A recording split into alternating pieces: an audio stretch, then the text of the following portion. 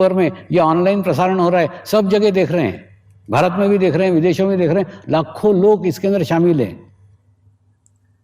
तो लाखों लोगों की सामूहिकता, लाखों लोगों की कलेक्टिविटी आज आपको प्राप्त हो रही है। और जब इसके बीच में आप अंतर्मुखी होते हो, अंदर झांकने का प्रयास करते हो, तो अंदर की यात्रा प्रारंभ हो जाती है। कुछ नहीं, मैंने बोला ना, ये एक संस्कार है, पवित्र आत्मा ने पवित्र आत्मा पे किया गया संस्कार।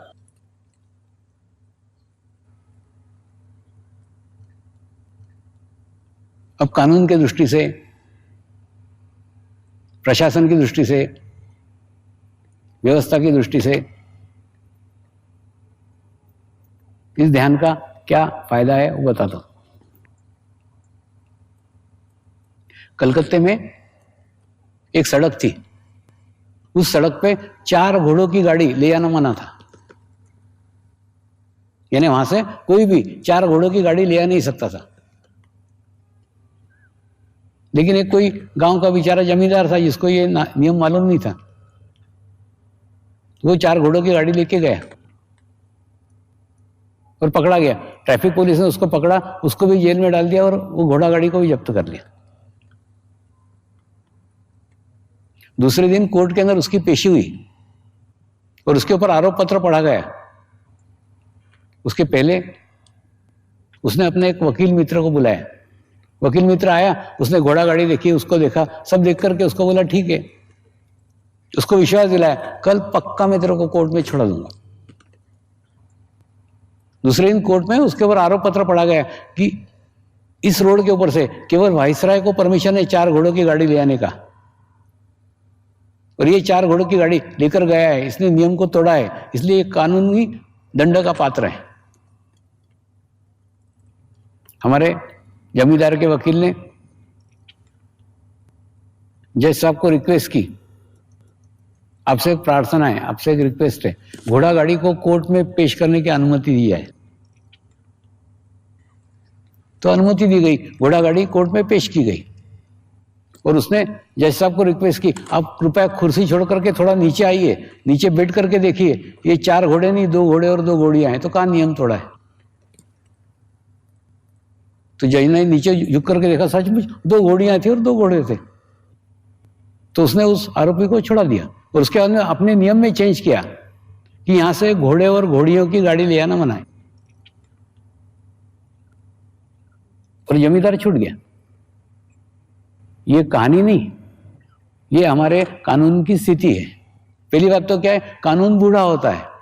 बूढ़ा होता है यानी क्या, हर 25 साल के बाद में, 20 साल के बाद में कोई युवा वकील आता है, वो उसकी तोड़ निकाल लेता है। तो मनुष्य ने बनाया हुआ कानून, मनुष्य ही कानून बनाता है, मनुष्य ही कानून तोड़ता है, मनुष्य ही उसमें से रास्ता निकालता है।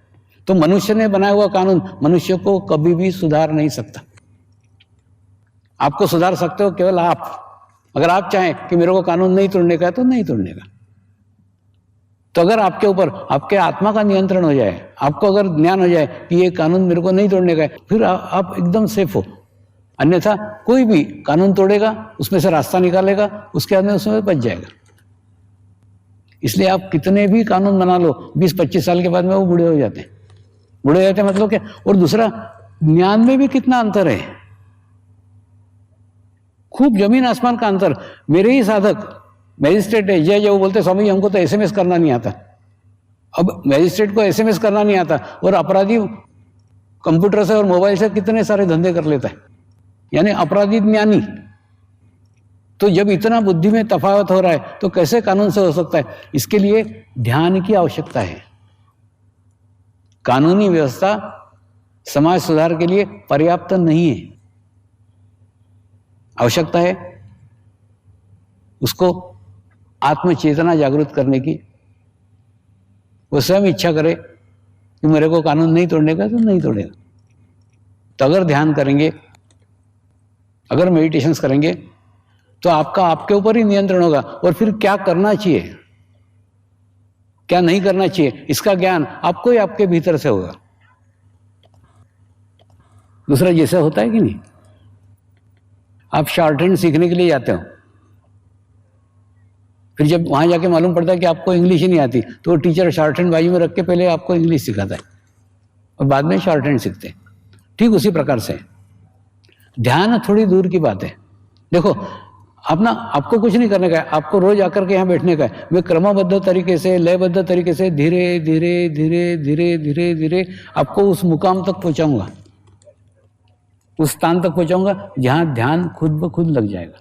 लेकिन उसके लिए मैंने बताया ना, ये संस्कार है, एक पवित्र आत्मा ने एक पवित्र आत्मा पे किया गया संस्कार। लेकिन उसके लिए पहले आपको एक पवित्र आत्मा बनना पड़ेगा ना। और पवित्र आत्मा बनने के लिए क्या करना पड़ेगा? अपने आप को एहसास दिलाना पड़ेगा कि आप एक आत्मा है। जैसे एक लकीर है, समझ लो वो लकीर 6 इंच की है, उसको काटने का नहीं है, तोड़ने का नहीं है, फोड़ने का नहीं है। और उसके सामने अगर हम बहुत बड़ी लकीर खींच देते हैं तो ऑटोमेटिकली वो लकीर छोटी जाती है। तो आपको क्या करने का है? आपके शरीर भाव को कुछ नहीं करने का है, आपको कुछ छोड़ने का नहीं है, कुछ तोड़ने का नहीं है, कुछ फोड़ने का नहीं है। आप आपके आत्म भाव को वृद्धिगत कर लो, शरीर भाव खुद ही कम हो जाएगा। अब फिर आपके मन में प्रश्न आया होगा, अगर ये ध्यान सीखने का है तो मेरे को क्या क्या छोड़ना पड़ेगा, क्या क्या त्याग करना पड़ेगा, कितने उपास करना पड़ेंगे, कितने गंडे बांधना पड़ेंगे, कितने ताबीज बांधना पड़ेंगे? ऐसा कुछ नहीं करने का। देखो क्या है मालूम है, आप जैसे हो वैसे परमात्मा को स्वीकार है। इसलिए इसके अंदर कोई कंडीशन नहीं है, कोई नियम नहीं है, कोई उपदेश नहीं, कुछ भी नहीं है। आप जैसे हो, जैसे भी हो, आपकी योग्यता है, आप यहां पहुंच गए योग्य। अयोग्य आदमी साईं के दरबार में पहुंच ही नहीं सकता।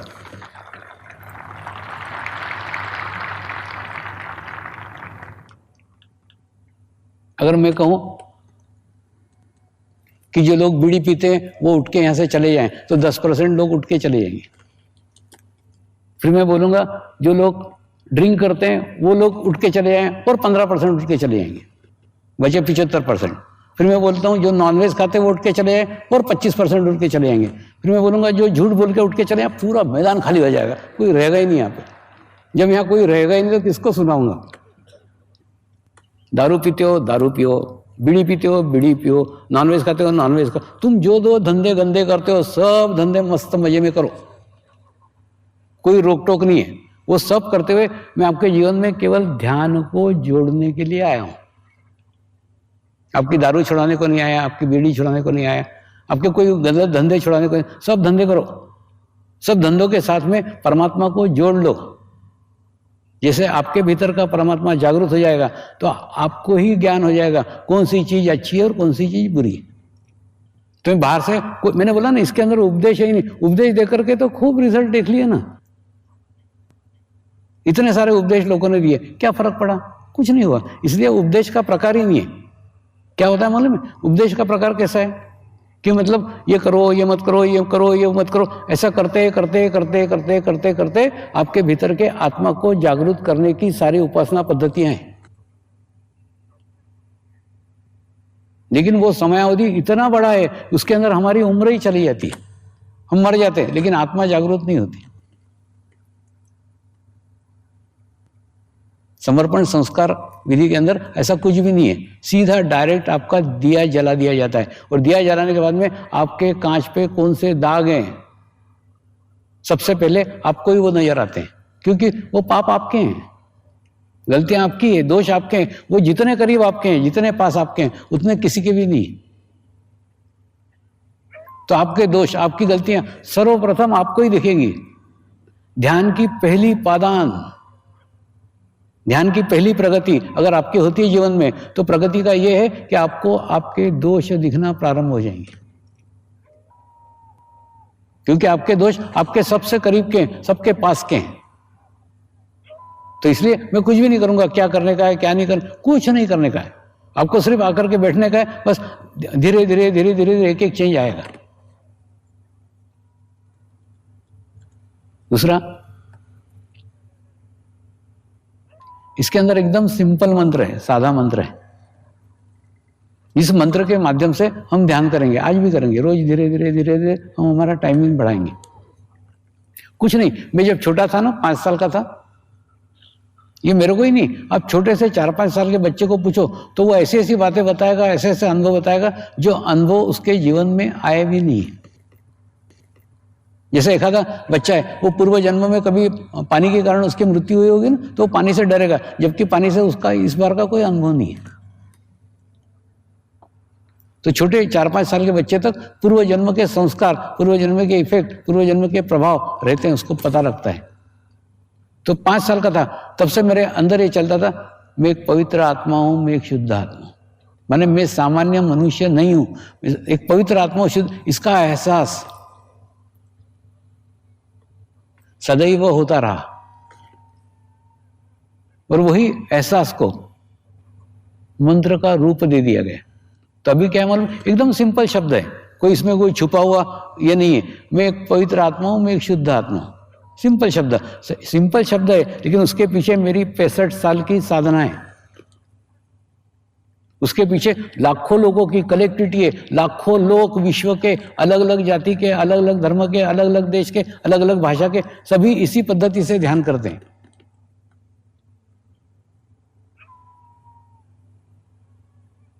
तो जैसे आप उसके अंदर शामिल हो जाओगे, आपको भी वो अनुभूति होगी, आपको भी अनुभव होगा, क्या चेंज आता है, क्या बदलाव आता है, इसका निरीक्षण करो। कुछ नहीं, सीधे एकदम स्ट्रेट बैठ जाओ। दूसरा, अपना राइट हैंड अपने तालू भाग पे रखो, लेफ्ट हैंड सामने रखो, तालू भाग पे रख के एकदम बीचों बीच रखो, और थोड़ा हल्का सा दबाव दो, एकदम जोर से मत दबाना, हल्का सा दबाव दो, उसको 3 बार क्लॉकवाइज घुमाओ, जैसे मैं घुमा रहा हूं।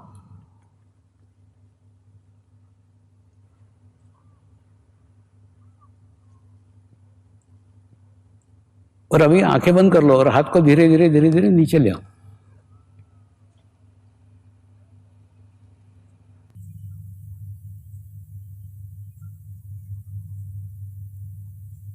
अब कुछ नहीं, मेरे साथ 3 बार मंत्र का उच्चारण करेंगे।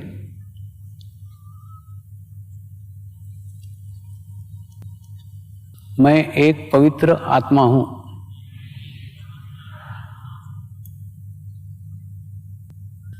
मैं एक शुद्ध आत्मा हूं,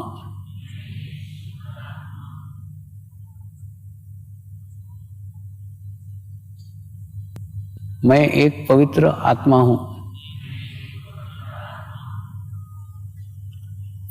मैं एक शुद्ध आत्मा हूं, मैं एक पवित्र आत्मा हूं, मैं एक शुद्ध आत्मा हूं। अपना चित्त तालू बाग पे रख के 10 मिनट ध्यान करो।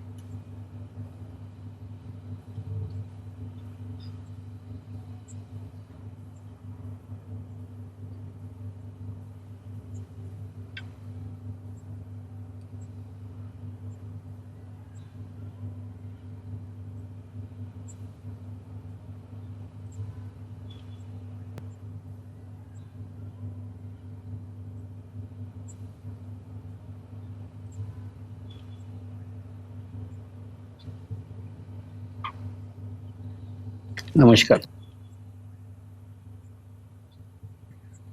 कल से बराबर शाम को 7 बजे हम कार्यक्रम स्टार्ट करेंगे। कल मूलाधार चक्र है। परमात्मा ने जब हमको जन्म दिया तब हमको संतुलित करने के लिए, हमको बैलेंस करने के लिए पृथ्वी तत्व भी दिया है। हम जितना पृथ्वी से जुड़ते हैं उतने ही संतुलित होते हैं, उतने बैलेंस होते हैं। और केवल पृथ्वी से जुड़ करके कैसे अपनी बीमारियां ठीक कर सकते हैं, इसका अनुभव हम कल करेंगे। नमस्कार।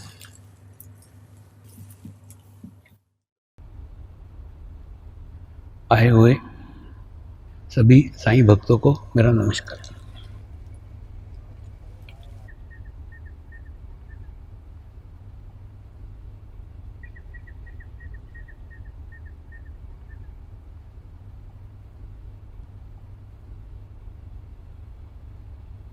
आज के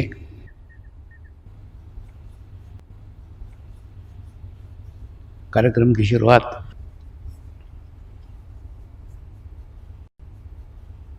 श्री रामदास स्वामी की एक कथा से करने जा रहे हैं।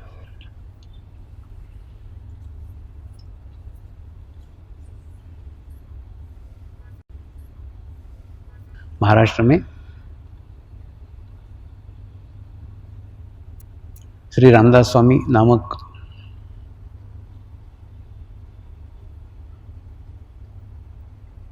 एक महान संत होकर गए।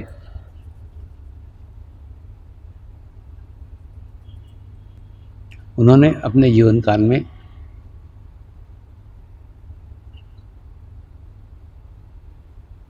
अलग अलग गांवों में जाकर के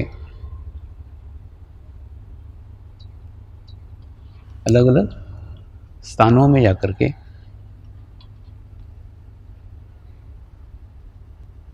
ज्ञान का प्रचार प्रसार किया।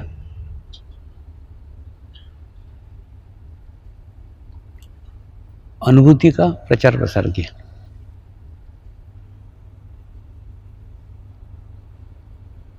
ऐसे ही एक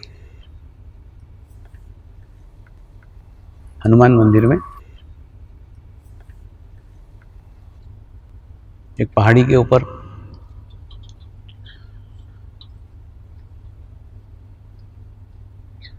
प्रवचन दे रहे थे। तो प्रवचन का विषय था अनुभूति।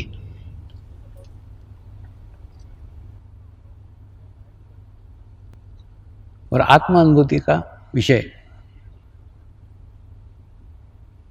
सभी लोगों को बहुत प्रिय लगा, सभी को अच्छा लगा।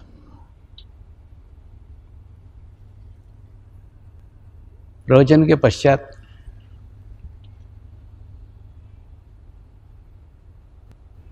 एक बहन ने उनको इच्छा व्यक्त की कि स्वामी जी, मैं भी अनुभूति पाना चाहती हूँ।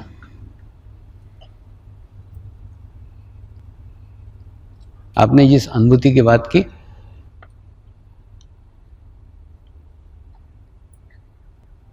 क्या वो अनुभूति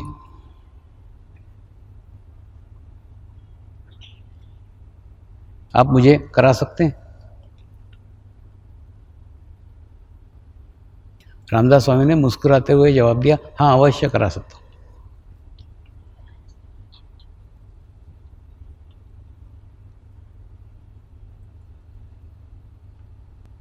लेकिन केवल मेरी एक शर्त है। वो शर्त यह है कि मैंने खूब दिन से खीर नहीं खाई है और खीर खाने की खूब इच्छा है।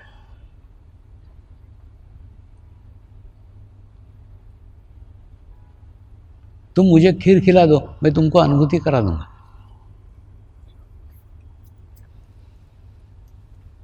मनी मन बहन ने सोचा, ये सौदा तो बहुत सस्ता है। अगर केवल खीर खिलाने मात्र से आत्म अनुभूति होती हो, आत्म शांति प्राप्त होती हो, तो इससे कोई सस्ता सौदा नहीं हो सकता। वो बहन अपने घर गई, घर जाकर के खूब 4 घंटे मेहनत से उसने खीर बनाई। खीर के अंदर खूब अच्छे मेवे डाले, काजू डाले, बादाम डाले, पिस्ते डाले।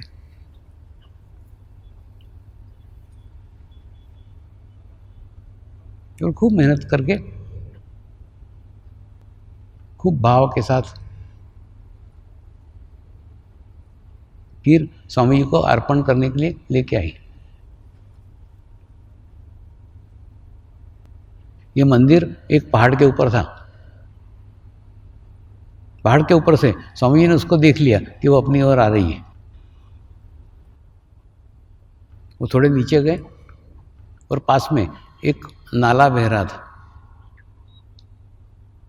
उस नाले में अपना कमंडलू डाल दिया और नाले का आधा कीचड़ अपने कमंडलू में भर लिया और कमंडलू लेकर के बैठ गए। और जैसे ही बहन पास में आई, उन्होंने वो कमंडलू उसके सामने रख दिया। तू मेरे लिए खीर बना के लाई है ना, ले इस कमंडलू में डाल दे। बहन ने देखा तो वो कमंडलू एकदम गंदा था, उसके अंदर कीचड़ भरा हुआ था, उसमें मिट्टी भरी हुई थी, बदबू भी आ रही थी। बहन ने कहा लाओ मैं पहले कमंडलू स्वच्छ कर दूं, कमंडलू साफ कर दूं, उसके बाद में मैं खीर उसके अंदर डालती हूँ। स्वामी जी ने कहा नहीं नहीं साफ मत कर, ऐसे ही डाल दे। बहन ने समझाया ये कमंडलू गंदा है, इसमें कीचड़ है, इसमें मिट्टी है, इसके अंदर अगर मैं खीर डालूंगी तो खीर खराब हो जाएगी। इसलिए खीर डालने के पूर्व कमंडलू को स्वच्छ करना, कमंडलू को साफ करना, कमंडलू को पवित्र करना अत्यंत आवश्यक है।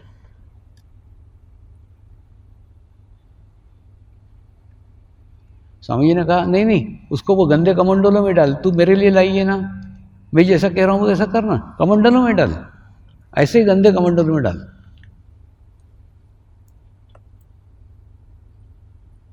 बहन बोली ये खीर मैंने आपके लिए ही बनाई है, ये खीर मैंने आपको देने के लिए लाई है, लेकिन 4 घंटे मेहनत करके मैंने ये खीर बनाई है। ये खीर आपके गंदे कमंडलों में कैसे डालूं? जब तक आप मुझे आपका कमंडलू स्वच्छ करने नहीं देते तब तक मैं खीर आपको नहीं दूंगी। स्वामी ने कहा एक 4 घंटे मेहनत करके तूने जो खीर बनाई है वो भी तू गंदे कमंडलों में डालना नहीं चाहती। मैंने तो मेरे सालों तपस्या करके, सालों ध्यान करके, सालों साधना करके जो परमात्मा का अनुभूति प्राप्त किया है, परमेश्वर का अनुभूति प्राप्त किया है, वो तेरे गंदे कमंडलों में कैसे डालूं? तू भी जब तक कमंडलू स्वच्छ नहीं करती मैं भी मेरी अनुभूति तेरे कमंडलों में नहीं डालूंगा।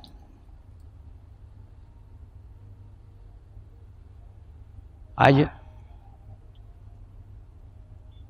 इस कहानी के ऊपर हम थोड़ा सोचें ना। हम लोग भी तो यही करते हैं, जीवन भर गंदा कमंडलू लेके घूमते रहते हैं। पवित्र स्थानों पे जाएंगे, वहाँ का थोड़ा चैतन्य अपने गंदे कमंडलों में डालेंगे। किसी मंदिर में जाएंगे, वहाँ का कुछ अच्छा चैतन्य लेके अपने गंदे कमंडलों में डालेंगे। किसी गुरु के सानिध्य में बैठेंगे, उससे कुछ अच्छा वाइब्रेशंस, अच्छा एनर्जी, अच्छी ऊर्जा ग्रहण करके अपने कमंडलों में डालेंगे, लेकिन कमंडलू नहीं स्वच्छ करेंगे। ऐसा आप जीवन भर करते रहो, ऐसा आप जिंदगी भर करते रहो, तो भी सारा अमृत उस गंदे कमंडलू में विष ही बन जाएगा। आज से इस प्रक्रिया को बदल दो, चेंज कर दो। आज से कोई स्थान पे, कोई पवित्र स्थान पे मत जाओ, किसी गुरु के पास मत जाओ, किसी स्वामी के पास मत जाओ, किसी मंदिर में मत जाओ, कहीं से भी एनर्जी इकट्ठा ही मत करो, ऊर्जा इकट्ठा ही मत करो। अरे दूसरे के लिए छोड़ो ना। जिनके कमंडलू सच्चे हैं, जिनके कमंडलू पवित्र हैं, उनके लिए एनर्जी को छोड़ो। सर्वप्रथम अपना कमंडलू स्वच्छ करो। कमंडलू से अर्थ है चित्त। सर्वप्रथम आप आपका चित्त शुद्ध करो, आप आपका चित्त पवित्र करो। चित्त पवित्र करने के पहले चित्त क्या है वो भी समझने की आवश्यकता है। कई लोग मन और चित्त को एक ही समझते, ऐसा नहीं है। मन अलग है और चित्त अलग है। मन विचार करता है, मन के कारण आपके मन में विचार आते हैं, और चित्त यात्रा करता है। वो दूर जाकर के वहाँ का दृश्य आपको दिखने लगेगा, इसका कार्य चित्त करता है। यानी विचारों के माध्यम से चित्त उस स्थान पर पहुँचता है, और उस स्थान पर पहुँच के वहाँ का दृश्य आपको दिखना प्रारंभ कर देता है।